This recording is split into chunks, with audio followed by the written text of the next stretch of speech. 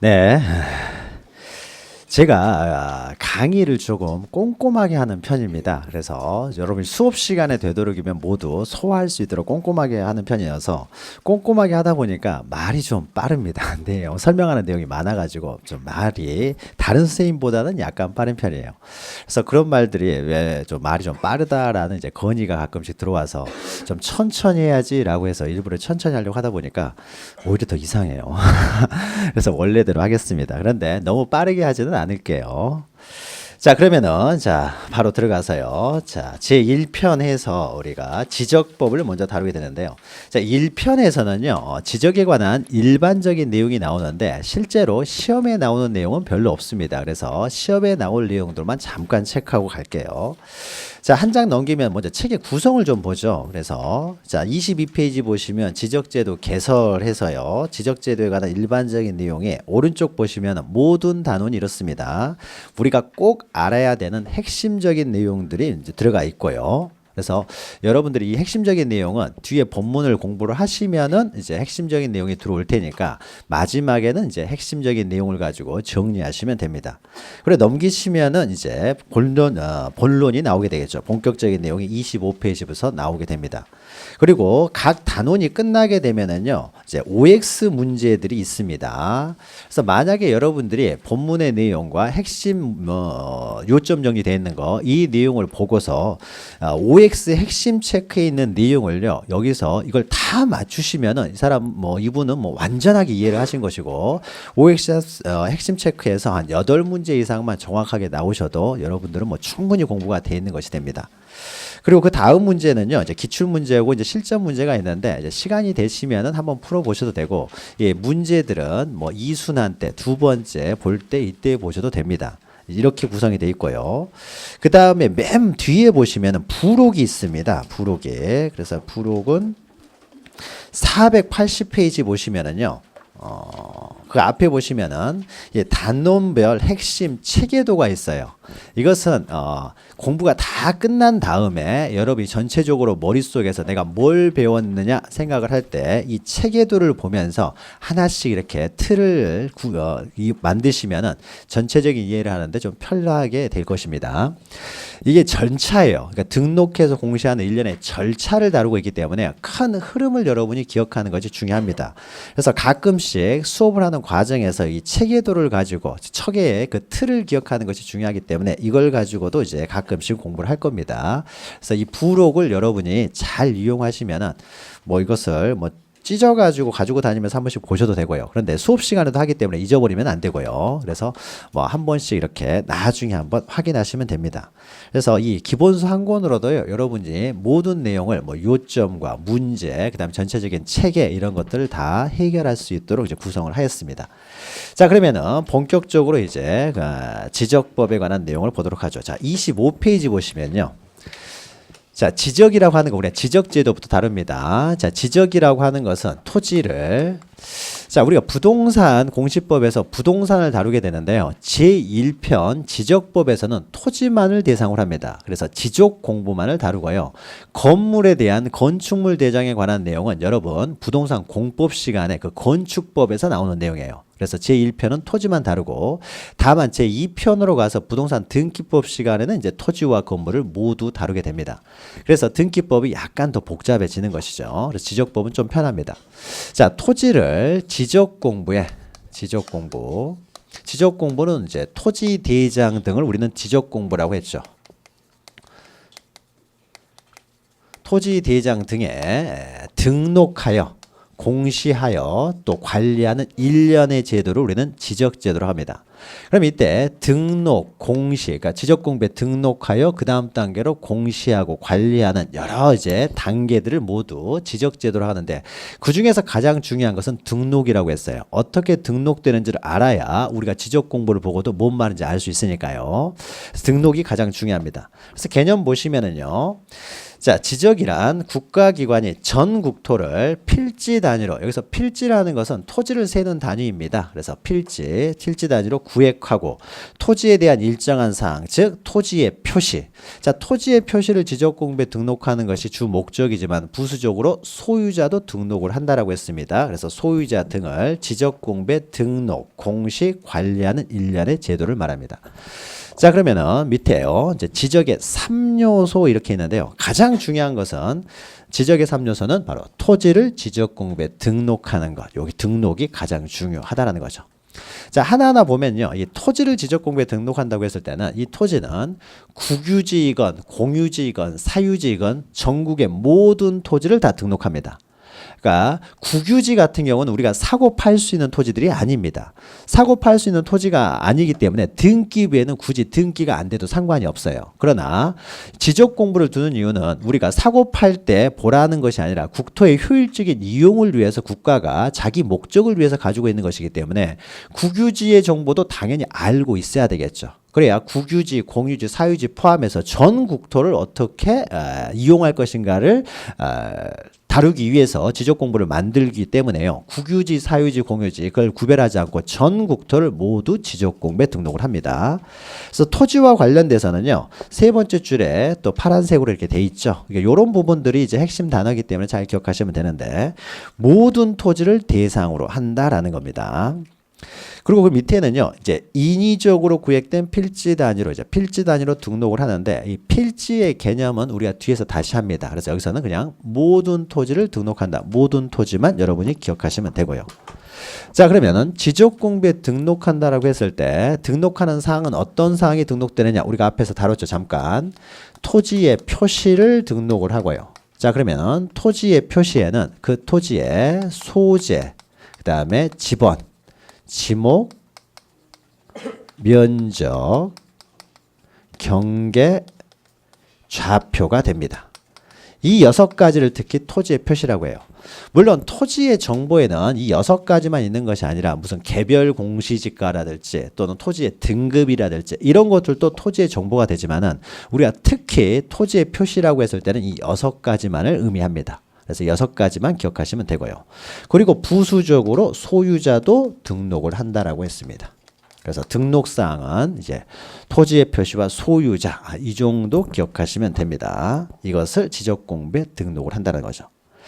자, 그러면은 지적공부에 등록한다라고 했을 때 지적공부에는 그러면 어떠한 것들이 있느냐? 자, 지적공부는 옆에다가요. 그냥 제3장이라고만 쓰세요. 지적공부의 종류에 대해서는 지적공부에는 어떤 것들이 있느냐 이 내용은 이제 3장에서 자세히 다루게 됩니다.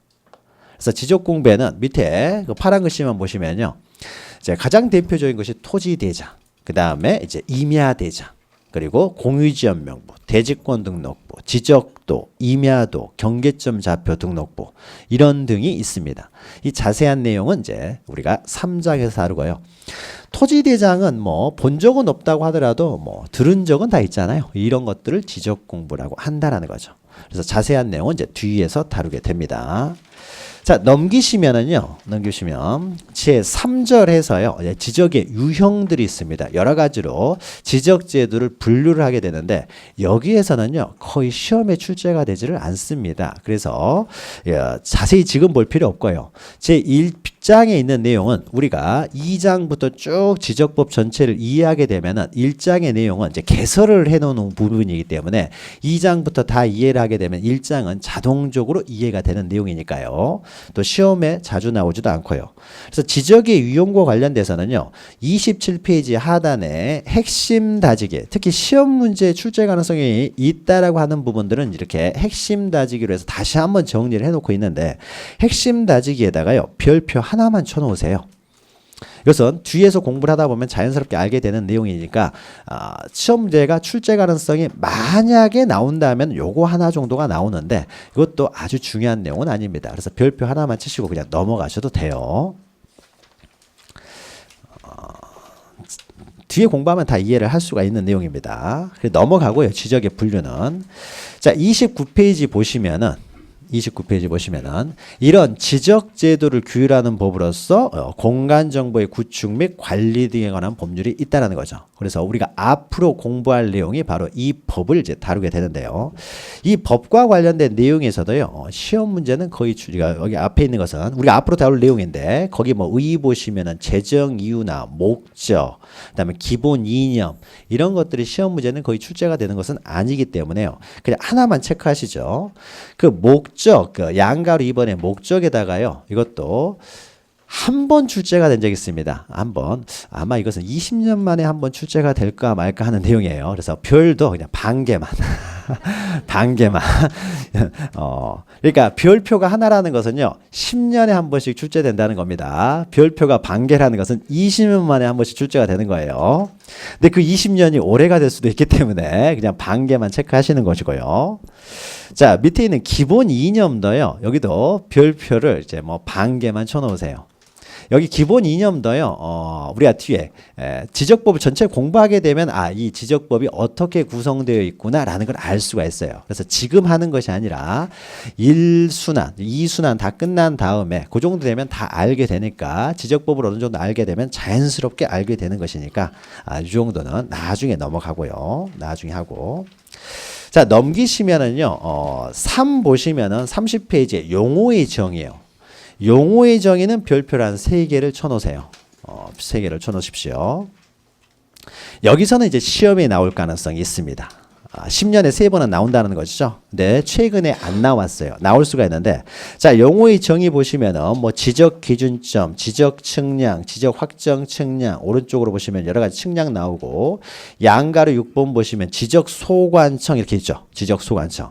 자, 지적 공부에 토지를 이렇게 등록하는 실질적인 관할 기관은 시장, 군수, 구청장이라고 했습니다. 그래서 자기 시, 자기 군, 자기 구에 있는 토지들은 그 바로 시장, 군수, 구청장이 실질적으로 등록을 하게 됩니다. 그래서 지적 공부를 실질적으로 관리하는 사람이기 때문에 시장, 군수, 구청장을 지적 소관청이라고 합니다. 그래서 지적 소관청만 읽어보죠. 자, 지적 공부를 관리하는 특별자치시장. 특별자치시장은요, 특별자치시는 우리나라에 딱 하나 있습니다. 세종시. 특별시는 서울특별시 하나죠. 그리고 특별자치시장, 또 시장이죠. 그냥 시장으로 이해하시면 됩니다. 그리고 다음 넘어가시면요. 가로는 지금은 무시하시고요. 그 다음에 군수 또는 구청장. 그러니까 결국 시장, 군수, 구청장 이런 사람들을 우리는 지적소관청이라고 합니다. 가로 안에 있는 내용은 나중에 합니다. 지금은 알 필요 없고요. 그냥 시장, 군수, 구청장을 의미한다 정도 기억하시면 되고, 쭉 내려가서요. 양가로 10번 보시면 토지의 표시라는 개념이 있죠. 방금 제가 설명했던 이 토지의 표시예요. 이것도 개념이에요. 그래서 지적 공부의 토지에 소재, 지번, 지목 면적, 경계 또는 좌표를 등록한 것을 우리는 토지의 표시라고 합니다. 이 6가지를 토지의 표시예요. 과거에는요, 이 토지의 표시에 해당되는 것, 해당되지 않는 것, 이런 것도 한번 출제가 된 적이 있어요. 근데 이것은 너무 쉬운 거죠. 외우는 내용이 아닙니다. 시간 지나면 당연히 알게 되기 때문에 너무 쉬운 것이어서 요새는 안 나옵니다. 이렇게 쉬운 문제는. 그리고 다양한 이제 개념들이 나오게 됩니다. 그러면 또 넘기시면 여러 가지 개념들이 나와요. 그래서 뭐 양가로 4번 보시면 14번 보시면 뭐 지목의 개념, 또 16번 보시면은 경계의 개념, 17번은 면적의 개념 이런 게 나오는데요. 이 내용들을 우리가 2장부터 이제 하나씩 하게 됩니다. 그래서 용어의 정의는 가끔 시험 문제 출제가 되는데 지금 하면은 이제 지적법 전체를 하는 것이 되기 때문에요. 뒤에서 하나하나 다루기 때문에 용어의 정의가 일단 중요하다라는 것만 기억하시고, 그 다음에 뒤에서 이제 용어의 정의부터 하나씩 다루게 된다. 이렇게만 기억하시면 돼요. 자, 그래서 1편은요 중요한 내용이 없습니다. 그래서 1편은 넘어가고요. 자, 1장은 넘어가고 본격적인 중요한 내용들은 제2장에서부터 시작이 됩니다. 그래서 38페이지 보시면은 이제 토지의 등록이 나와요. 자, 여기가 이제 가장 지적법의 핵심적인 내용입니다. 자, 그러면은 이 토지의 표시를 이제 등록하는 방법들이 나옵니다. 자, 소유자도 지적 공부에 등록이 되지만요. 소유자를 등록하는 방법은 등기부 보고 옮겨 적습니다. 그러니까 따로 등록받는 방법이 특별한 의미가 없겠죠. 소유권자는 등기부가 우선이기 때문에 등기부에 기록된 사람을 옮겨 적으니까 따로 등록하는 절차라는 게 필요가 없고요. 그러나 이 토지의 표시는 지적소관청이 직접 결정하여 등록을 하기 때문에 이 토지의 표시의 이제 등록 방법이 중요합니다. 자, 그러면은요, 이제 본격적인 내용은 넘기시면은요, 자, 42페이지부터 여기서가 이제 진짜예요. 자, 제1쪽 보시면은 이제 토지의 등록 방법이에요. 제2장에서는 토지에 등록하는 방법들을 다루게 되는데, 먼저 제1절 토지의 등록 방법 해가지고요. 자, 1번 보시면요. 토지의 등록 원칙에서요. 밑에 두 번째 줄에 있죠. 자, 모든 토지를 지적공부에 등록을 해야 된다는 거죠. 자, 그러면은 등록하는 방법과 관련돼서요. 자, 이때 자, 토지의 그 소재는 동이나 리를 의미한다라고 했습니다. 동, 리. 그러면은 이 동 이름, 리 이름, 또 지번이 여러 종류가 있으니까 10번지가 부여할 것이냐, 뭐 14번지를 부여할 것이냐, 지목을 어떻게 결정할 것이냐, 면적, 경계 이런 것들을 결정할 수 있는 사람은 원래 지적공부는 국가에서 결정을 합니다. 그래서 국가기관으로서 국토의 효율적인 이용을 담당하는 국토교통부 장관이 이런 것들을 모두 결정해서 등록하는 것이 원칙이에요. 그러니까 이 지번을 내 마음대로 내 토지라고 지번을 정할 수는 없겠죠. 그래 버리면 좋아하는 숫자가 내가 7번이다. 그러면 7번지가 같은 동에 몇 개가 생겨버릴 수가 있으니까요. 그래서 지번 이런 거 토지의 표시는 원칙적으로 국가만이 결정할 수가 있습니다. 개인이 결정할 수 있는 게 아니에요. 그래서 지적에 관한 사항은 오로지 국가만이 정할 수 있다 해서 이것을 지적국정주의라고 합니다. 이런 것들이 이제 이념이 되는 겁니다. 그래서 지적에 관한 사항, 우리가 지적 그러면 일반적으로 소유자를 말하는 것이 아니라 토지의 표시를 말한다고 했어요. 토지의 표시는 국가가 정할 수 있는 것이지 개인이 정할 수는 없다는 거죠. 이것이 바로 지적 국정주의입니다. 그러면은 국가가 정한다고 했을 때 이것을 정하는 그 국가기관이 바로 국토교통부 장관이에요. 그래서 국토교통부 장관에다가 동그라미 치십시오. 이 국토교통부 장관이 이제 주어가 되는 것이요. 우리가 지적법 전체를 통해서 4번이 등장을 합니다. 4번. 그래서 이 4번을 이제 외우셔야 되는데 나머지는요. 다 지적소관청이 주어예요. 그러니까 뭐 간단합니다. 다 지적소관청이 주어가 되지만은 국토교통부 장관이 주어가 되는 경우가 4가지 있는데 그 중에 첫 번째가 지적국정주의에서 한번 나옵니다.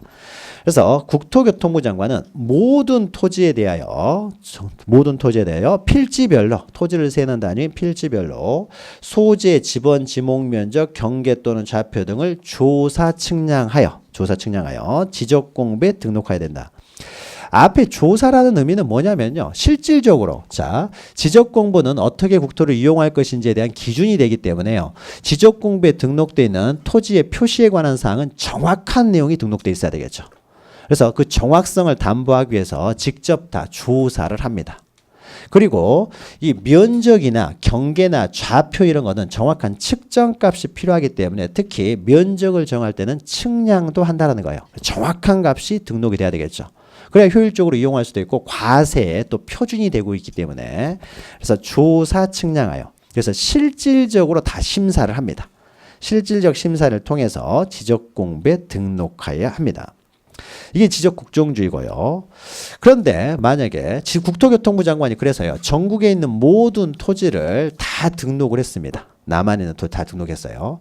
그 상태에서 새로운 토지가 이렇게 발생이 됐다든지 여기는 바닷물에 잠겨가지고 사라져 버렸다든지 또는 여기 있는 토지의 저기 지목이 원래는 여기가 사람이 집 짓고 살고 있는 대지였어요. 그래서 대였는데 집을 허물어가지고 거기를 밭으로 만들었다.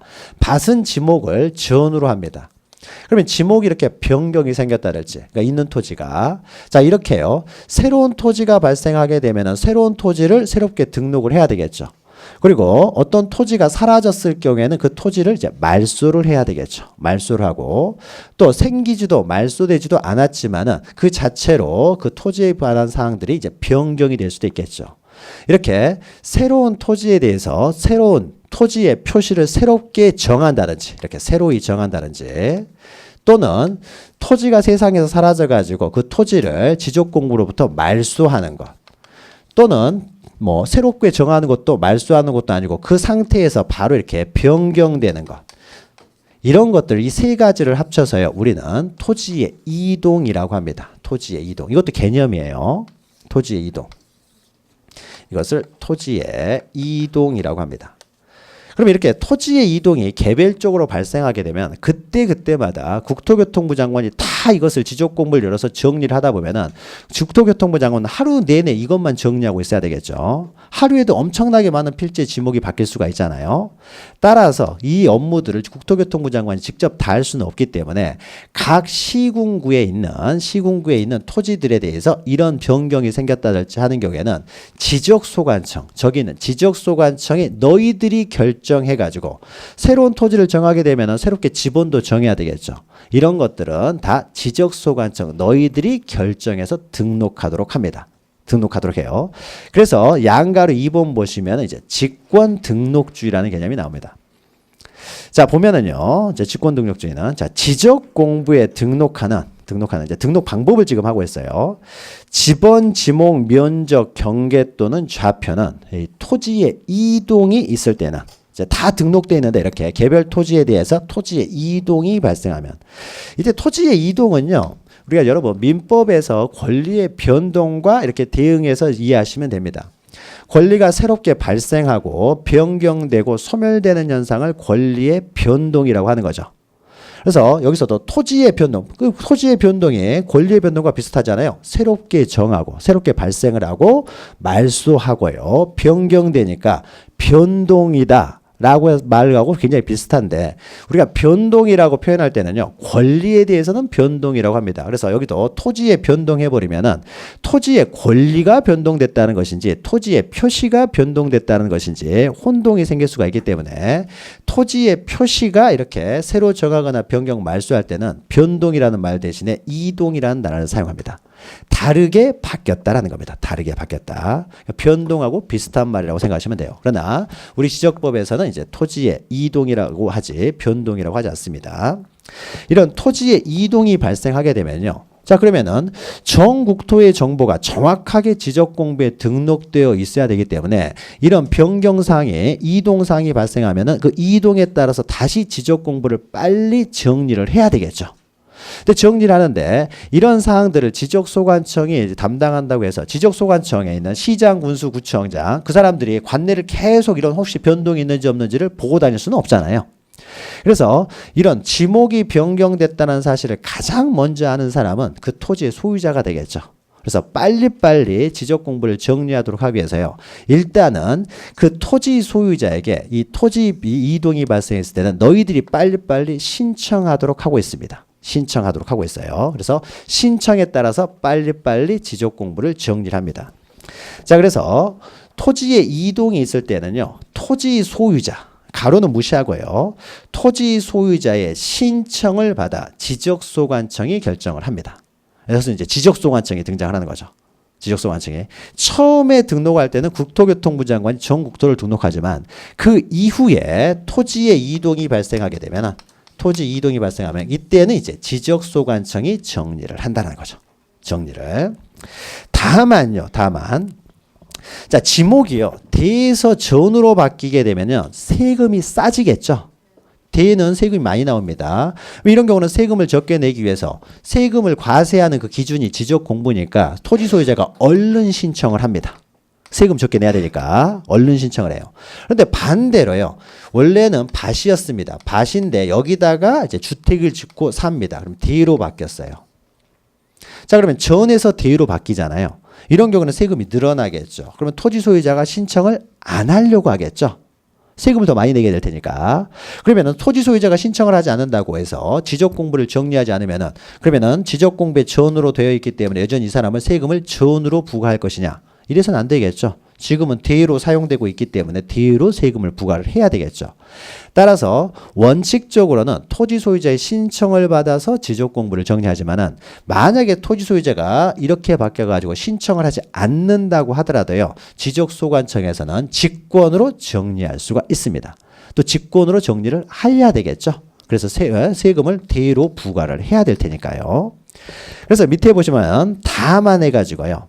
원래는 신청을 받아서 정리하는 것이 원칙이지만은 신청이 없다고 하더라도 지적소관청은 직권으로 조사 측량하여 결정할 수가 있다라는 거죠. 그래서 직권으로도 정리할 수 있다라고 해서 이것을 직권 등록주의라고 합니다. 등록주의라고 해요. 이것은 등기하고는 좀 다릅니다. 우리가 나중에 등기법 하겠지만 등기는 아까 잠깐 설명했죠. 지난 시간에. 내가 신청을 해야 등기부는 만들어지는 거예요. 내가 물건을 언제 팔 것인지 말 것인지는 내 자유이기 때문에 내가 등기를 신청하지 않으면 등기부는 만들어지지 않습니다. 그러나 등기부가 만들어지지 않았다고 하더라도 과세는 해야 되기 때문에 신청이 없다고 하더라도 직권으로 다 등록은 합니다. 그러니까 새로운 토지가 이렇게 발생했습니다. 그러면 이 사람한테 세금 걷어야 될 거 아니에요. 근데 이 사람이 신청하지 않았다고 해서 지적 공부를 정리하지 않으면은 그러면 세금 안 내느냐? 안 되겠죠. 세금은 걷어들여야 되기 때문에 직권으로 다 등록을 할 수가 있다라는 거죠. 그래서 직권 등록주를 취하고 있습니다. 자, 이렇게 직권으로 등록할 수가 있기 때문에요. 전 국토가 다 등록되게 됩니다. 신청을 받아서만 등록하게 되면 신청하지 않으면 등록이 안 된 토지들이 있을 텐데 안 될 텐데 직권으로 등록을 할 수가 있기 때문에 전 국토는 다 지적공부에 등록되어 있어요. 그러나 전 국토가 다 등기부에 등기되어 있는 것은 아니라는 거죠. 신청을 하지 않으면 등기부는 없을 수도 있기 때문에요. 자, 요거 하나 기억하시고요. 그런데 다만 위에 보시면요. 자, 국토교통부 장관 위에 보시면은, 위에 지적국정주의에서는요, 모든 토지에 가지고요, 소재 지번에서 소재도 나오는데, 밑에 직권등록주의에서는 지적소관청이 결정한다 해서 지적소관청이 주어인데, 첫 번째 줄을 보시면은, 지번, 지목, 면적, 경계, 좌표만 나오지, 소재가 안 나오죠. 그래서 소재를 위에 쓴 다음에 가입표를 쓰신 다음에요. 시험 문제는 가끔씩 이렇게 나옵니다. 국토교통부 장관 그 자리에 지적소관청을 넣을 수도 있고요. 지적소관청 자리에 국토교통부 장관을 넣을 수도 있어요. 그래서 이 두 가지를 구별하는 방법은요. 자, 뒤에 모든 토지라는 말이 나오면은요. 전국의 모든 토지를 등록할 수 있는 사람은 전국을 관할하는 국토교통부 장관이 되겠죠. 시장, 군수, 구청장은 자기 관할구역 내에 있는 토지들만 등록할 수 있을 거 아니에요. 그래서 모든 토지라는 말이 나오면은 국토교통부 장관이 나와야 돼요. 또 뒤에서 또 힌트를 얻을 수도 있는데, 자, 지적소관청에서요, 진짜 시장, 군수, 구청장이라고 했습니다. 이 사람들이요, 이 5가지는 자기들이 다 결정할 수가 있어요. 그러나 소재까지 결정하지는 못합니다. 소재는 동 이름이나 리 이름을 말하는데요. 만약에 구청장이 그 자기 구에 있는 동 이름들을 구청장이 다 정한다. 동이 여러 개가 있으면 다 정하게 되면은 구청장 입맛대로 동 이름을 정해버릴 수가 있잖아요. 그래서 어떤 구청장이 와가지고 나는 꽃 이름을 좋아한다 해서 꽃 이름으로 다 만들어버립니다. 장미동, 개나리동, 나팔동 이렇게 해가지고. 다 이렇게 꽃 이름을 만들어버리는 거예요. 자기가 마음대로 정할 수 있으면은. 그런데 옆에 있는 구청장도요. 나도 꽃을 좋아하는데 해가지고 이 사람도 꽃 이름. 내가 먼저 할 걸 그랬다 해가지고 늦었지만 나도 해야 되겠다 해서 장미동, 개나리동 만들어요. 옆에 있는 구청장도 사실은 나도 좋아하는데 장미동. 그러면은 하나의 하나의 시 안에 장미동만 여러 개가 생겨버릴 수도 있는 거죠. 그러면 헷갈릴 거 아니에요. 그러면 전국의 장미동은 몇백 개가 나와버릴 수도 있습니다. 이렇게 동 이름이 겹치는 건 안 좋은 거죠. 따라서 동 이름은요, 전국을 관할하는 국토교통부 장관이 직접 정하도록 합니다. 그래서 되도록이면은 동 이름은 겹치지 않도록 하는 거죠. 그래서 뒤에 소재란 말이 나오게 되면은 이것은 소재까지 나와가지고 결정할 수 있는 사람은 국토교통부 장관이고, 지적소관청이 주어가 됐을 때는 소재가 빠지게 되겠죠. 소재는 결정할 수가 없기 때문에. 그래서 이런 걸 힌트를 통해서 국토교통부 장관이 주어가 되느냐, 지적소관청이 주어가 되느냐를 알 수가 있고요. 자, 그러면은 밑에 있는 이론 돋보기는 안 보셔도 됩니다. 자, 오른쪽에 보시면, 자, 구체적으로 이제 토지의 등록 절차는 방금 했던 내용입니다. 그래서 양가로 1번 원칙 보시면은 원칙적으로 토지 소유자의 신청에 의해서 지적소관청이 결정을 한다는 거죠. 또 결정에 있어서도요, 신청을 받아서 결정을 하는 거고, 이때도 이제 조사 측량을 합니다. 신청서가 틀리게 신청할 수도 있기 때문에 실제와 맞는지를 다 심사를 해가지고 등록을 해요. 그러나 양가로 이 예에 보시면은 방금 읽었던 거죠. 신청이 없다고 하더라도 직권으로 조사 측량하여 결정할 수가 있다라는 거죠. 그럼 그 밑에 보시면요. 직권으로 조사 측량하여 결정하는 그 절차가 있습니다. 이 절차가요. 어쩌다 한 번씩 시험 문제 나옵니다. 그래서 맨 밑에 보시면은 핵심 다지기 해가지고요. 직권에 의한 등록 절차가 있는데 이 큰 그 절차만 좀 기억하시면 돼요. 자세한 내용은 모르셔도 됩니다. 자, 그러면 직권에 의해서 등록을 지적소관청이 할 때는요. 항상 가장 중요한 것은 정확한 내용이 등록되어야 되기 때문에 실질적으로 다 조사를 합니다. 정말 지목이 바뀌었느냐, 면적은 정말로 이 면적이 맞는지에 대해서 다 정확한 정보를 기록을 해야 되기 때문에 다 조사를 한다는 거죠. 이게 가장 포인트가 되고요. 그럼 조사를 하기 전에 조사 계획을 미리 세웁니다. 조사를 하려면 계획을 세워서 조사를 해야 되니까 그래서 계획을 먼저 수립하는 거죠. 계획 수립을 먼저 하고요. 그리고 나서 조사를 합니다. 자, 조사를 했으면 조사한 내용을요. 조사부라는 서면으로 이제 작성을 합니다. 조사부를 작성을 해요. 조사부를 작성한 내용들을 다시 이제 깔끔하게 정리해 놓은 것이 이제 조서가 됩니다. 조서. 관공서에서 이렇게 공적인 서류들을 보통 우리는 조서라고 합니다. 공적인 서류들을. 그래서 조서를 작성을 하고요.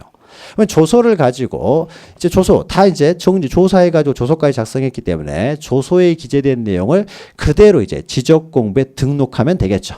등록, 즉 지적공부를 이제 정리하는 거죠. 정리, 즉 등록을 하는데 등록 정리를 하기 전에요. 이 조서를 가지고요. 결재를 받습니다. 위에 그 권한을 있는 사람한테 결재를 받게 되면 그것을 이제 결의서라고 합니다. 결재를 받았다는 거예요. 결의서라는 것은. 그래서 이 조서에 대해서요. 결재를 받아서 그 결재된 내용들에 따라서 정리를 하게 됩니다. 그래서 이 순서예요. 이 순서. 그래서 여기서 가장 중요한 것은 조사를 먼저 해야 된다. 반드시 조사를 해야 된다는 것이고 그 다음에 정리를 하기 전에는 아무리 자기가 조서를 잘 썼다라고 하더라도요. 결재를 받지 못하면 정리 못하는 겁니다. 그래서 결의서를 반드시 첨부를 해야 돼요. 그래서 정리를 합니다. 그래서 밑에 있는 그림만 좀 보시면 돼요.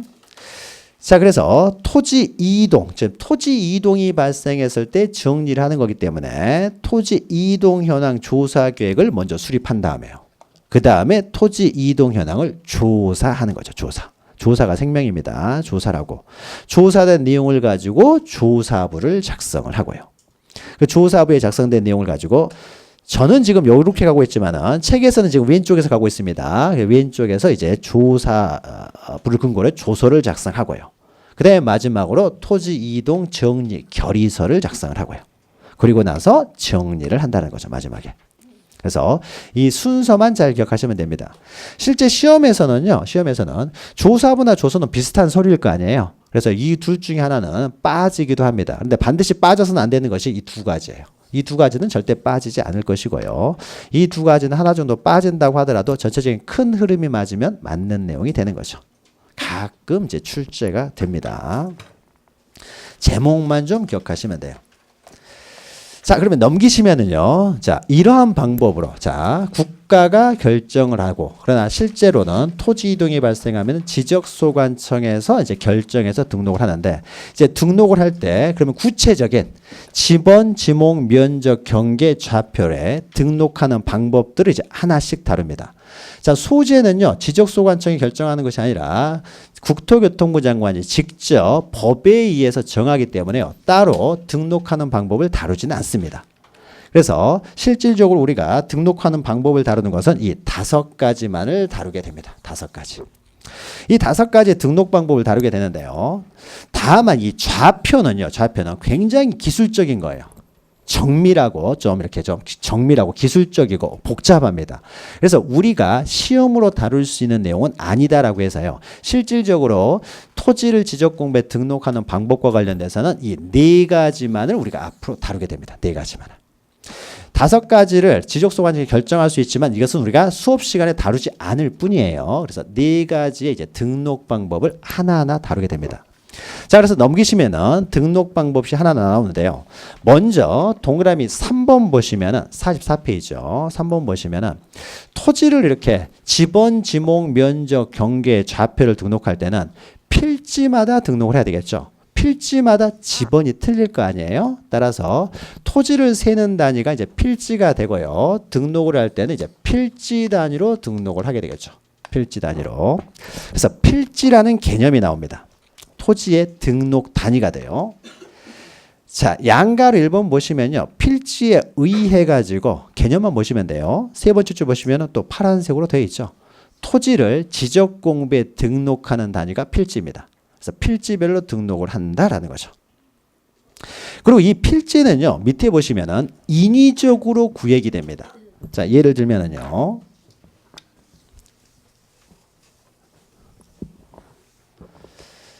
자, 갑이라고 하는 사람이요. 한 1000평 정도의 땅을 가지고 있습니다. 근데 1000평이 너무 커가지고요. 사람이 살려고 하는 사람들이 없어요. 너무 비싸가지고. 자, 이럴 때는 갑은 자기 토지를 어떻습니까? 나누어서 팔 수 있는 거죠. 쪼개서 팔 수 있습니다. 이때 쪼갤 때요. 둘로 쪼갤지, 셋으로 쪼갤지, 열로 쪼갤지 이것은 갑 자유인 거죠. 그래서 쪼개는 방법도 둘로 쪼갠다고 했을 때, 나눈다라고 했을 때 이렇게 나눌 것인지, 요렇게 나눌 것인지, 이렇게 나눌 것인지 자기 마음이라는 거죠. 아니면 이렇게 아예 뭐예요? 몇 개입니까? 12개로, 12개가 아니네요. 8개로 이렇게 분할을 나눌 것인지 이건 갑 자유라는 거죠. 그러면 만약에 갑이 이렇게 토지를 8개로 이렇게 나눴습니다. 그럼 어떻습니까? 원래 한 필지였던 것이 이제 8개의 필지가 되는 거죠. 그러니까 필지는 갑의 의사에 의해서 2개가 될 수도 있고 10개가 될 수도 있다는 거죠. 그리고 어떻게 나눌 것인가는 갑 자유예요. 이렇게 나눌지 저렇게 나눌지. 그러니까 필지는 소유자의 의사, 즉 인위적으로 나누어지는 것이지 뭐 자연적으로 나누어진 것이 필지가 되는 건 아닙니다. 그래서 인위적으로 어떻게 돼요? 구획된 것을 말해요. 왼쪽 보시면요. 조그만 글씨로 돼가지고 필지는 자연적으로 구획된 등록 단위가 아니라 인위적으로 구획된 등록 단위라는 거죠. 반드시 자연적으로만 구획된 것을 필지로 보지 않고 이렇게 토지 소유자에 의해서 인위적으로 구획된다라는 것이죠.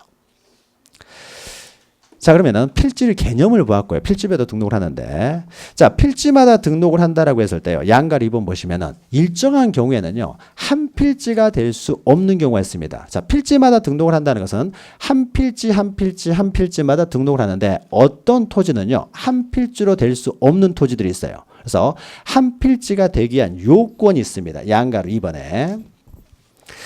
이 한 필지의 성립 요건은요. 우리가 뒤에서 합병 요건을 공부하게 되면 이것과 연결이 돼요. 그래서 위에 편에 조그마한 글씨로 있죠. 필지의 성립 요건은 합병 요건하고 연결이 됩니다. 그래서 한 필지가 된다라는 것은요. 합병이 가능한 토지는 한 필지가 될 수가 있어요. 합병 가능한 토지를 의미합니다. 한 필지가 될 수 있다는 것은 합병이 가능한 토지를 말한다. 합병이 불가능하게 되면 예를 들면 이렇게 되겠죠. 2개의 필지가 있습니다. 그런데 이것을요. 한 필지로 하는 것. 이건 합병이 돼요. 그러니까 한 필지를 2개 이상으로 나누는 것을 분할이라고 합니다. 그래서 분할을 할 때 아까 2개로 분할할 수도 있고 8개로 분할할 수도 있고 토지 소유자 자유예요. 그럼 반대로요. 이 필지들은 너무 작아가지고 사는 사람이 없습니다. 그럼 이런 거는 한 필지로 만들어서 팔 수가 있는 거죠. 그러면 이렇게 2 필지를 한 필지로 만드는 것 이런 것들을 합병이라고 합니다. 근데 일정한 토지는요. 이 두 토지를요. 합병을 할 수가 없어요. 자, 합병을 할 수가 없으면 한 필지가 될 수가 없다라는 것이죠. 그러면은 한 필지가 되기 위한다는 것은 이렇게 합병이 가능하면 한 필지가 될 수가 있지만 합병을 할 수가 없으면 한 필지가 될 수 없다는 걸 의미하죠. 그래서 한 필지의 요건은 바로 합병이 가능한 토지만 한 필지가 될 수가 있다는 거죠. 자, 그래서요. 한 필지가 되기 위한 성립 요건으로 1번부터 6번까지가 있고요. 밑에는 필지의 성립 요건과 관련된 그림이 있습니다. 그림을 보면서 여러분이 쉽게 이해할 수가 있어요. 자, 위에 있는 제목하고 밑에 있는 그림하고 이제 연결시켜서 여러분들이 보시면 됩니다. 자, 먼저요. 1번 보시면은 지번 부여 지역이 동일해야 된다라고 하는데요. 예. 자, 지번 부여 지역이라는 것이 나오는데요. 지번 부여 지역은요. 우리가 지번을 부여할 때요. 우리나라에는 총 한 3천만 필지가 좀 넘습니다. 3천만 필지가 좀 넘게 있어요. 그러면은 이 3천만 필지가 넘게 우리나라 전국에 있는데 이것을 1번부터 3천 몇백만 번까지 1번부터 계속 지번을 부여하게 되면은 요쯤 가면은 100만 21번지, 100만 22번지 나오겠죠. 3천만 몇 번지. 너무 길어지는 거죠. 그래서 지번을 부여할 때는요, 전국을 단위로 해서 1번부터 쭉 이렇게 부여하는 것이 아니라요, 동리별로 지번을 부여합니다. 자, 그래서 여기에요, 여기 역삼동이 있고요. 역삼동이 있고, 옆에 이제 서초동이 있습니다. 역삼동이라고 하면 되겠네요. 여기 서초동이 있고요. 서초동이 있고, 그 다음에 방배동이 있습니다. 같은 서초구에 있는 거죠. 방배동이 있어요. 자, 그러면 지번을 부여할 때는요, 일단 서초동에서요, 1번지부터 시작을 합니다. 그리고 방배동으로 넘어가면은 여기가 맨 마지막 번지가 1500번지였다라고 하게 되면 여기는 1501번지로 나가는 것이 아니라 여기서부터 다시 1번지부터 시작을 하는 거죠. 그래야 10,000번이 넘어가질 않아요. 그렇죠. 그래서 동리별로, 그러니까 시골은 리별로 지번을 부여할 것이고, 도시 같은 경우는 동별로 이렇게. 그래서 옆에 보시면은, 또 옆에 동이 나오면 거기서부터 다시 1번지부터 나가는 거죠. 그러면은 서초동 100번지라고 돼 있으면은 서초동 100번지는 전국에 하나밖에 없겠죠. 그렇죠. 그러니까 100번지는 같은 동 안에는 100번지가 두 개 있을 수가 없게 되겠죠. 쭉 보면 동 단위로 부여하기 때문에. 그러나 방배동에도 100번지는 있겠죠. 100번지는. 그래서 이 서초동과 방배동 이렇게 동 단위로 해서 또 리 단위로 해서 지번을 부여하기 때문에요. 이 동이나 리를 지번 부여 단위 지역이 되는 거죠. 그래서 동이나 리를요, 지번 부여 지역이라고 합니다. 지번 부여 단위 지역, 지번 부여 지역이라고 한다는 거죠. 그러니까 쉽게 소재가 동리고 동리가 지번 부여 지역이 된다. 자, 그러면요, 이때 어떤 갑이라고 하는 사람이요, 서초동의 한 필지를 가지고 있고 방배동의 한 필지를 가지고 있습니다. 이 상태에서요, 두 토지가 이제 따로따로 있는데 이 두 토지를 합병을 해버리면요, 이렇게 되겠죠. 한 필지가 되겠죠. 자, 그럼 이 필지는 서초동에 있는 필지입니까? 방배동에 있는 필지입니까? 정할 수가 없죠. 걸쳐버리니까.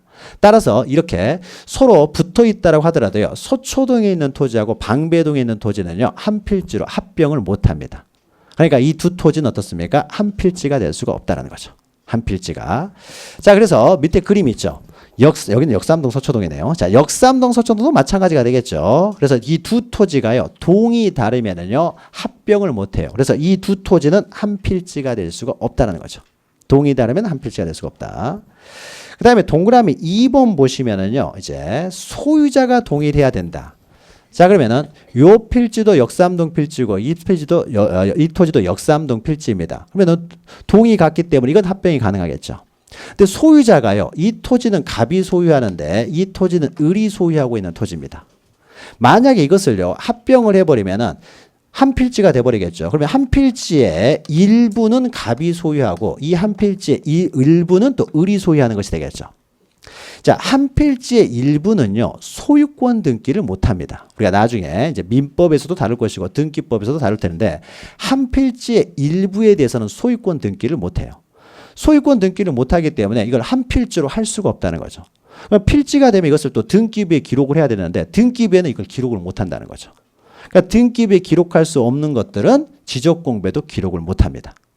그래서 소유자가 다른 토지는 소유권은 한 필지 일부에는 등기를 할 수가 없기 때문에 등기부에 이것은 합병을 못 해요. 이런 식으로 한 필지는 될 수가 없습니다. 이건 가능해요. 이거하고 이거는 구별이 됩니다. 그러니까 한 필지를 갑이 여기에서 2분의 1을 소유하고 을이 이것을 2분의 1을 소유합니다. 이건 등기가 돼요. 여기서 2분의 1을 소유한다는 것은 이 전체 토지에 대해서 2분의 1을 갑이 갖는다는 것이고 이 전체 토지에 대해서 2분의 1을 을이 갖는다는 것이기 때문에 이런 등기는 얼마든지 하죠. 부부간에도 반반씩 공유 등기 하잖아요. 이렇게. 이건 가능해요. 이것은 전체 토지에 대한 등기잖아요. 다만 이 전체 토지에 대한 등기지만은 전체 토지에 대해서 2분의 1은 갑, 2분의 1은 을이에요. 그러니까 이것은 이게 다르잖아요. 이것은 어떻습니까? 전체 토지를 갑이 2분의 1을 갖는 것이 아니라 이 전체 토지의 일부를 갑이 갖는다는 거죠. 이런 등기는 안 된다는 거예요. 이런 등기는. 그러니까 이런 경우에는요, 이렇게 합병이 안 되고요. 그냥 이렇게 분할된 상태로 있어야 됩니다. 분할된 상태로 합병 자체를 못 한다는 거예요. 이것은 우리가 나중에요, 등기법을 하게 되면 또 이해가 됩니다. 그래서 소유자가 동일했을 경우에만 합병을 할 수가 있습니다.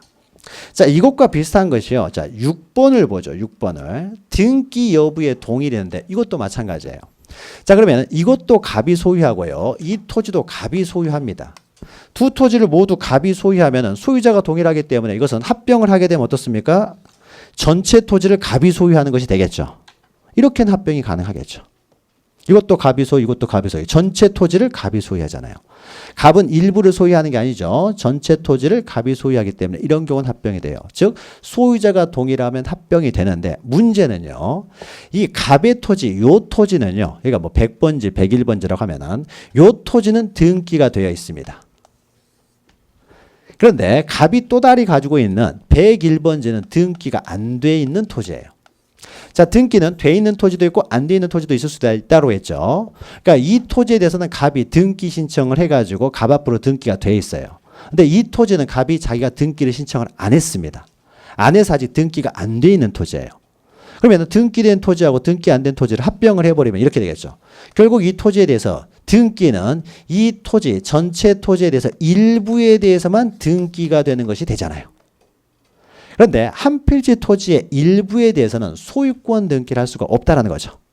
소유권 등기를 할 수가 없기 때문에요. 이런 것은 합병을 할 수가 없어요. 합병을 하고 싶으면 어떻게 해야 되냐? 요것을 빨리 등기를 해야 돼요. 자, 등기를 하게 되면 이제 둘 다 등기가 됐으니까 이때는 합병이 가능합니다. 그래서 등기를 하고 합병을 해야지 등기하지 않은 상태에서 합병을 할 수는 없다는 거예요. 등기된 토지, 등기 안 된 토지는 한 필지가 될 수가 없다는 거죠. 봐요. 등기는 좀 힘들잖아요. 이렇게. 이게 이제 민법에서 다루는 내용입니다. 우리가 등기법 시간에 할 것이고요. 자세한 내용은 뒤에서 하는데, 민법과도 연결되는 거예요. 나중에 시간이 지나면 또 자연스럽게 알게 됩니다. 한 필지 일부는 소유권 등기를 하지 못한다라는 거예요. 소유권 등기를. 그러니까 등기된 토지와 등기 안 된 토지는 합병을 못 합니다. 합병하고 싶으면 둘 다 빨리 등기를 해야 돼요.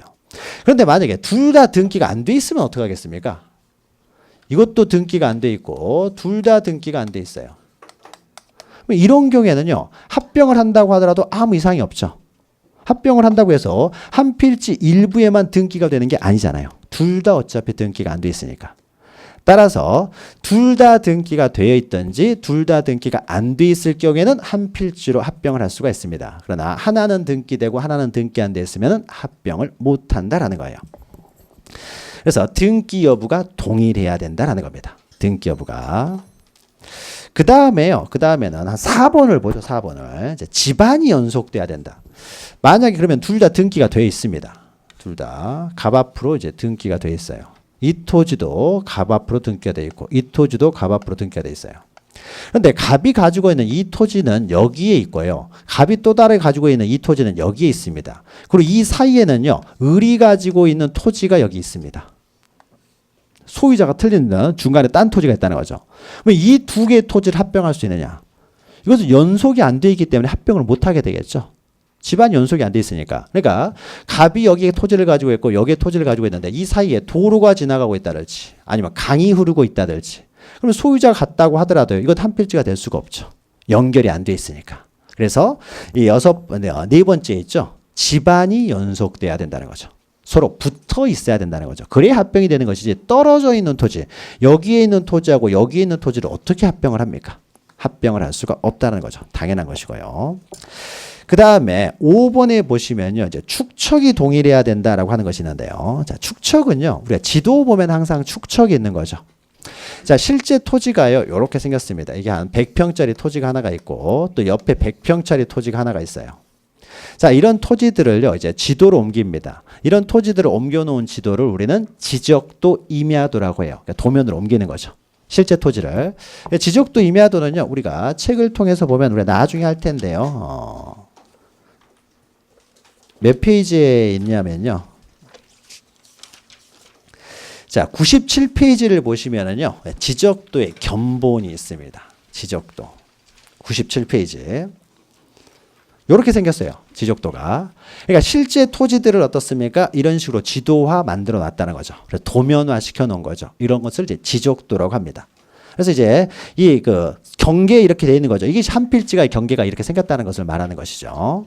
자, 그러면요, 이때 도면으로 실제 토지, 이것도 100평이고 이것도 100평인데 실제 토지를 도면으로 옮기기 위해서는 어떻습니까? 줄여서 등록을 해야 되겠죠. 이때 그 줄이는 정도를 우리는 축척이라고 하는 거죠. 축척. 그런데 줄여서 옮길 때요. 이거는 100평짜리인데 이 100평짜리 토지는요. 600분의 1로 줄였어요. 600분의 1로. 그래서 이렇게 그림이 그려졌습니다. 600분의 1로 줄였어요. 그런데 이 토지는요. 1200분의 1로 줄였어요. 축척을. 자, 그러면 1200분의 1을 줄였다는 건 더 작게 줄였다는 거죠. 그러면 그림이 어떻게 그려지겠습니까? 도면에서는 이렇게 그려지겠죠. 실제 토지가 요만했으면은 요거보다 어떻게 돼요? 요건 600분의 1로 줄였을 때 요만하게 줄어들었다. 그러면은 1200분의 1로 줄여버리면요. 더 작게 줄어들 거 아니에요. 그렇죠? 이렇게 돼 있습니다. 자, 그래서 서로 두 토지가요. 등록되어 있는 축척이 서로 다릅니다. 축척이 다른 상태에서 이걸 합병해버리면 어떻게 됐습니까? 실제 토지는 똑같은 모형으로 생겨가지고 실제 토지는 이렇게 될 텐데 도면상으로, 그림상으로는 어떻게 됩니까? 지적공배는 이렇게 등록이 돼버리겠죠.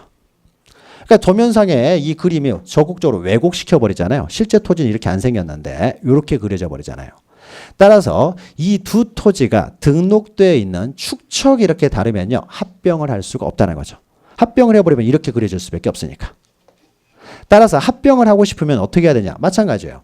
1200분의 1로 되어 있는 이 축척을요. 600분의 1로 바꾸면 됩니다. 축척은 바꿀 수 있어요. 측량을 통해서 이제 바꾸면 됩니다. 그래서 1200분의 1로 된 축척을 600분의 1로 바꾸면 어떻게 되겠습니까? 그러면 그림이 이제 여기서도 이렇게 그려지게 되겠죠. 이제는 어떻습니까? 합병을 해도 상관이 없겠죠. 그렇죠. 그래서 축척이 다르면은 합병을 못 한다. 거꾸로 말하면은 합병을 하기 위해서는 일단 축척이 동일해야 된다라는 거죠. 동일해야 된다. 그래야만이 한 필지가 될 수가 있다라는 겁니다. 자, 그럼 5가지를 했고요. 마지막으로 이제 3번입니다. 3번. 이제 지목이 동일해야 돼요. 지목.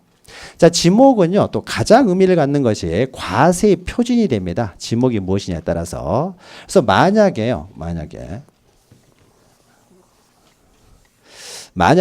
여기 한 필지가 있는데 여기는 집 짓고 살고 있는, 그러니까 갑이라는 사람이 소유하는 집 짓고 살고 있는 토지예요. 그럼 여기는 대지가 됩니다. 대가 돼요. 그리고 여기에는 이 갑이라는 사람이 가지고 있는 과수원 밭이 있어요. 그러면 여기는 지목이 과수원이 됩니다. 이 과수원도 갑이 소유하고 있어요. 갑이 소유하고 있습니다. 집안도 연속됐고 둘 다 등기가 되어 있습니다. 축척도 동일하고 모든 게 되어 있으면 이것을 합병할 수 있느냐요. 그래서 한 필지로 만들 수가 있느냐. 그래서 만약에 합병을 해버리면요. 이 지목은 전체 토지, 지목은 뭐가 되겠습니까? D가 된다. 그러면은 뭐 이렇게 한 필지로만 이제 지목은요. 필지마다 하나의 지목만 있습니다. 그래서 그 지목에 따라서 과세를 하기 때문에요. 2개의 지목이 돼버리면은 과세를 할 수가 없잖아요. 그래서 하나의 지목만 결정해야 되는데 어떤 지목으로 결정을 해야 되느냐. 결정할 수가 없잖아요. 전체를 D로 과세를 하게 되면은 이 사람이 너무 손해보는 것이고 전체를 과수원으로 과세하게 되면은 국가가 너무 세금을 덜 걷는 것이 되겠죠. 따라서요. 이렇게 지목이 다르면은요. 합병을 못 합니다. 별개의 필지로 항상 등록돼 있어야 돼요. 그래서 지목이 다르면 합병을 못 한다는 거죠. 그런데 이제 여기까지는 뭐 간단한 내용입니다. 여기까지 그냥 읽어보면 무슨 말인지 알 수 있는 거죠. 그런데 오른쪽 양가로 3번 보시면은요, 이제 양입지라는 게 있어요. 양입지에는요, 별표를 한 2개 정도, 2개 반 할까요? 2개 정도를 하고요. 10년에 한 2번 정도는 나옵니다. 2-3번 정도가 출제가 돼요. 이제 양입지는 뭐냐면요. 자, 보죠. 여기에 이제 목장용지가 있다고 해보죠. 목장용지. 과수원 나왔으니까 과수원이라고 하죠. 여기 과수원. 여기 과수원이 있습니다. 근데 여기에요. 집 짓고 살고 있는 토지가 있으면 이거는 대가 되기 때문에 한 필지로 할 수가 없습니다. 근데 대가 아니라요. 여기에 물 웅덩이가 있습니다. 자, 물이 고여 있는 토지가 있는데 물이 고여 있는 토지를요. 지목적으로 우리는 유지라고 합니다. 유지. 그래서 과수원에 이제 물을 주기 위해서요. 웅덩이를 하나 만들었어요. 물 웅덩이가 있습니다. 그럼 여기는 유지가 되는 거예요. 그래서 여기서 이제 물 나온 걸 가지고 과수원에 이제 물 줍니다. 물 줘요. 자, 그러면은 이것은 지목이 틀리죠. 지목이 틀리기 때문에 원래는 별개의 필지로 등록을 해야 됩니다. 그런데 요건 좀 달라요. 요건 달라요. 지목이요. 지목은 토지의 목적인데 이 유지가 그 자체가 목적이 아니라 과수원을 위해서 존재하는 토지인 거죠. 그 자체가 목적이 아니에요. 과수원이 없으면 물 웅덩이가 있을 필요가 없습니다. 이런 거죠. 그래서 때로는 어떤 지목들은요, 그 토지 그 자체의 목적을 위해서 존재하는 것이 아니라 다른 토지를 위해서 존재하는 토지들이 있어요. 그 목적으로 사용되는 토지들이 있습니다. 그럼 이런 토지들, 다른 토지의 목적을 위해서 사용되는 토지들, 이런 토지들을요, 종된 토지라고 합니다. 그 자체가 목적은 아니라는 거죠. 그러면 이때 과수원이 이제 주된 토지가 됩니다. 원래 과수원이 목적인 거죠. 과수원은 그 자체가 목적이잖아요. 그러니까 이것은 주된 토지가 돼요. 즉 주된 용도의 토지인 것이고 이 유지는 종된 용도의 토지예요. 유지 자체가 목적이 아니라 과수원을 위해서 존재하는 토지라는 거죠. 자, 그러면 현실에서는요, 이런 것들이 많이 있습니다. 논 같은 데 이렇게 있으면, 시골 가면 이제 논이 있죠. 논이 이렇게 있으면은 논이 이제 4개가 이렇게 있다. 보통 이제 한마지기 그러면은 뭐 200평 정도 되는 거죠. 아시는 분들은 알지만 모르시는 분은 모르겠죠. 저도 이제 어렸을 때, 아주 어렸을 때는 시골에서 좀 자라가지고요. 그러면 논이면 물을 대기 위해서 이게 도랑들이 있을 거 아니에요. 그렇죠. 그러면 이런 도랑들을요, 법적으로는 뭐냐고 하냐면 이런 것을 국어라고 합니다. 이것은 이 도랑이지 이 자체 여기서 벼가 나는 건 아니잖아요. 그러니까 여기는 벼가 나기 때문에요, 논답자를 써가지고 답이라고 합니다. 답. 논이에요, 논. 여기는 논입니다. 그럼 여기는 뭐 식물을 재배하는 곳이 아니잖아요. 물만 지나가는 곳이기 때문에 이것은 답은 아닌 거죠. 그러니까 이것은 그냥 도랑일 뿐이고, 도랑은 이제 국어라고 합니다.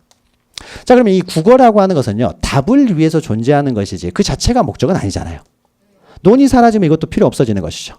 그런데 만약에 이렇게 지목이 다르다는 이유로요, 항상 별개의 필지로 이렇게 다 등록을 하게 되면요, 전국에 있는 필지들은요, 몇억 개가 돼버릴 거예요. 그 주택 같은 경우도 이런 경우가 있습니다. 큰 길이 이렇게 있으면은 여기 집이 있고 여기 집이 있는데, 때로는요, 집 사이에 골목이 조그마한 몇 미터 안 되는 골목이 있으면서 이 안에 집이 있는 경우들이 있어요. 그렇죠. 현관문은 여기에 있지만은 여기 골목을 좀 들어가는 거죠. 좀 들어가서. 그럼 이곳은 사람이 살고 있는 집은 아니잖아요. 집 있는 곳은 아니죠. 그러니까 이런 곳은 그냥 도로이다 또는 잡종지다 해가지고 이 주택과 별도의 필지로, 지목이 다르기 때문에 별도의 필지로 등록을 해야 된다 그러면은 필지들이 전국에 너무 세세하게 나뉘게 될 것이고, 그러면 몇십억 개가 될지도 몰라요. 그럼 관리가 너무 피곤해지는 거죠. 따라서 이렇게 다른 목적을 위해서, 여기는 집에 들어가기 위해서 잠시 사용하는 토지고요, 논에 물대기 위해서 사용되는 토지일 뿐인 것이고, 과수원에 물 주기 위해서 사용된 토지일 뿐입니다. 그러면 이런 토지들을 종된 토지라고 해요. 주된 목적의 토지를 위해서 부수적으로 존재하는 토지들이라는 거죠. 이런 종된 목적의 토지들까지 전부 다 별도의 필지로 등록을 하게 되면 너무 많아지기 때문에요, 우리 법에서는 이 종된 목적의 토지는요, 주된 목적의 토지에 편입하여 전체를 한 필지로 등록할 수가 있습니다. 한 필지로. 이 종된 목적의 토지는요, 또 작죠. 그러니까 세금을 여기다가 좀 올라가 봤자 별 차이도 안 납니다. 그러니까 요 길 얼마 되지도 않은 것을요, 대지 안에 포함시켜 가지고 등록을 한다고 해서 세금이 얼마나 늘어나는 것도 아닙니다. 그래서 이 도로는요, 이 대지에 포함시켜서 전체를 한 필지로 등록을 하고요, 국어 같은 경우도 이것도 답에 포함시켜서 한 필지로 등록을 하고, 다시 말해서 또 이 유지도요, 과수원에 포함시켜서 이렇게 한 필지로 등록할 수가 있어요. 그럼 이때요, 종된 목적의 토지로서 주된 목적의 토지에 편입되어서 한 필지로 등록되는 토지, 이런 토지를 우리는 양입지라고 합니다. 양입지. 방금 해서 이제 양입지라는 개념이 나오는 거죠. 이런 걸 양입지라고 해요. 그러면 양입지는 별도의 필지로 등록하지 않는다는 거죠. 주된 목적의 토지에 편입해서 토지를 등록하기 때문에. 그럼 절체가 한 필지로 등록할 때 이 토지의 지목은 유지가 되겠습니까? 과수원이 되겠습니까? 당연히 과수원이 되겠죠. 그러니까 이것은 별도의 필지로 등록하지 않는다는 거죠. 이런 것들을 양입지라고 합니다. 자, 그래서 양입지가요, 양입지는요, 자, 의 보시면은 세 번째 줄 보죠. 한 필지, 그러니까 이것은 유지는 원래는 어떻습니까? 별도의 필지예요. 별도의 필지이기 때문에 별도로 등록을 해야 되지만은 다른 요건은 다 갖추고 있어요. 한 필지가 될 수 있는 요건을 갖추고 있지만 소유자도 동일하고 집안도 연속되고, 그러나 지목이 다르다는 거죠. 지목이 다르면 원칙적으로 별도의 필지로 등록을 해야 되지만은 밑에 보시면 이 별도의 지목이 다른 필지가 주된 용도의 토지에 종된 목적으로 사용되고 있을 경우에는 주된 목적의 토지에 편입시켜서 한 필지로 등록할 수 있는데, 이것을 보고 양입지라고 한다는 거죠. 그러니까 양입지는요, 밑에 보시면 종된 토지만 동그라미 치시면 됩니다. 이런 토지들이 이제 양입지가 된다는 거죠. 그래서 이 보시면요, 양입지에 이제 요건이 있는데요. 방금 읽었던 내용입니다. 자, 보죠. 기억 보시면, 두꺼운 글씨만 보시면 돼요. 주된 용도의 편의를 위해 설치된 도로, 국어. 방금 했던 거죠. 이 자체가 독립적인 목적이 없다는 거죠. 집을 들어가기 위한 단지 통로일 뿐인 것이고, 도랑도 마찬가지라는 거죠. 주된 토지의 편의를 위해서 존재할 뿐입니다. 여기 유지도 마찬가지고요. 주된 용도의 편의를 위해서만 이용된다. 또 니은 보시면 주된 용도의 토지에 접속되거나 주된 용도의 토지로 둘러싸인 토지로서 다른 용도로 사용되고 있는 토지. 그러니까 주된 용도의 토지 옆에 있는 토지라는 것이니까 당연히 이것도 종된 토지가 되는 거죠. 그래서 양입지 그러면 그냥 종된 토지다라고 기억하시면 됩니다. 종된 목적. 그 자체가 목적이 아닌 토지를 우리는 종된 토지라고 하고, 이 종된 토지는 양입지가 될 수가 있다는 거죠. 그런데 여기서 중요한 것은요, 그 다음에 있는 동그라미 3번입니다. 자, 양입지가 될 수 있는 양입지, 그러니까 종된 목적의 토지라고 해서 다 양입지로 해가지고 별도의 필지로, 아니죠, 한 필지로 등록할 수 있는 건 아니에요. 이제 예외가 있습니다. 그 예외가 중요해요. 만약에요, 과수원이 있고요. 우리가 앞에서 잠깐 설명을 드렸는데, 여기가요, 과수원을 제일 다루기 위해서 여기다가 이 사람이 유지를 만든 것이 아니라요, 만약에 집을 짓고 살고 있습니다. 조그맣게 집을 짓고 살고 있다는 거죠. 그러니까 과수원 옆에다 집을 지었어요. 유지를 만든 것이 아니라. 그러면 원래 이 지목은 대가 돼야 되는 거죠. 집 짓고 살고 있는 곳이니까. 그러면 이때 이 대도 과수원에 편입시켜서 한 필지로 등록할 수 있느냐? 그래서 과수원으로 등록할 수 있느냐? 그건 아니에요. 자, 대라고 하는 것은요, 항상 그 자체가 목적이 됩니다. 그러니까 이 유지는 과수원을 위해서 존재하는 토지예요. 그런데 만약 여기가 유지가 아니라 대가 들어가게 되면요, 사람 있고 과수원 있지, 과수원 있고 사람 있는 거 아니죠. 그렇죠? 사람이 항상 목적이 될 거 아니에요. 그러니까 이런 경우에는 대는 절대 종된 목적의 토지로 보질 않습니다. 이것은 항상 그 자체가 목적이 되는 거예요. 그래서 대는요, 절대 양입이 되지를 않습니다. 대는. 그래서 첫 번째 거기 기억 보시면은요, 종된 토지의 토지 지목이 대인 경우예요. 대는 항상 별도의 필지로 등록을 합니다. 절대 양입이 안 된다는 거죠. 그래서 만약 여기가 대 있으면은 항상 별도의 필지로 등록을 한다. 자, 두 번째는 그러면 대가 아닙니다. 그래서 유지예요. 자, 유지인 경우에는 이제 양입을 할 수가 있는데, 만약에 이 유지가요, 과수원, 전체 관수원 면적의 10%를 초과합니다. 그러면 유지가 이 주된 토지에서 차지하는 비중이 크다라는 거죠. 10%를 초과하기 때문에. 그러면 이제 세금 문제에 있어서 영향을 미치게 되는 거죠. 10%를 초과해버리기 때문에. 따라서 이런 경우에는요, 양입을 할 수가 없어요. 양입을 할 수가 없다. 그래서 별도의 필지로 등록을 해야 됩니다. 그러니까 예를 들면 과수원은요, 이게 3000제곱미터인데 유지가 320제곱미터예요. 그러면 어떻습니까? 10%를 초과하고 있죠. 그러면 이런 경우에는 양입을 할 수가 없고 별도의 필지로 등록을 해야 됩니다. 별도의 필지로. 또 하나는요, 세 번째는 만약에 10%를 초과하지 않는다고 하더라도요, 과수원 전체가 5000제곱미터입니다. 근데 유지가 얼마냐면요, 400제곱미터예요. 자, 그러면 이것은 대도 아니고 10%를 초과하지도 않습니다. 그러면 이런 경우에는 양입이 될 수 있느냐? 그런데 유지 자체가 400제곱미터면요, 유지가 굉장히 넓죠. 100평이 넘어서고 있잖아요. 그래서 비록 과수원, 주된 토지의 면적의 10%를 초과하지 않는다고 하더라도 유지가 100평을 넘어가 버리면, 100평은 제곱미터 단위로 하면 몇 제곱미터라고요? 330제곱미터예요. 그래서 300이 아니라 330으로 나온 겁니다. 그래서 330제곱미터를 초과해 버리면은 이런 경우에는 또 양입을 할 수가 없어요. 그 자체가 넓기 때문에. 자, 그래서 세 가지 예외 보시면 되겠죠. 그래서 기억 보시면은 대인 경우, 니은 보시면은 이제 10%를 초과하는 경우, 디귿 보시면 300제곱미터를 초과하는 경우에는 이런 경우에는 양입이 안 된다는 거죠. 그 내용이 밑에 그림으로 나와 있죠. 그래서 여기서 이제 과수원이 아니라 이제 목장용지로 나와 있는데, 목장용지 안에 대는 양입을 할 수가 없다. 별도의 필지해야 된다. 또 목장용지 안에 유지가 있는데 그 유지가 10%를 차지하며 초과하게 되면은 이때는 별도의 필지로 등록하고, 10%를 초과하지 않는다고 하더라도 330을 초과해버리면 별도의 필지로 등록해야 되지 한 필지로 양입해서 등록할 수는 없다라는 거죠. 자, 그래서 이제 필지에 대해서 보았습니다. 필지에 대해서. 그럼 잠시 쉬었다가요. 잠시 쉬었다가. 지금 우리는 지금 이 시간에는 필지를 다룬 겁니다. 필지 단위로 등록을 하는데 때로는 지목이 다르다고 하더라도 양입해서 한 필지로 등록할 수가 있다라는 것이죠. 자, 그럼 잠시 쉬었다가 다음 내용 이어가도록 하죠.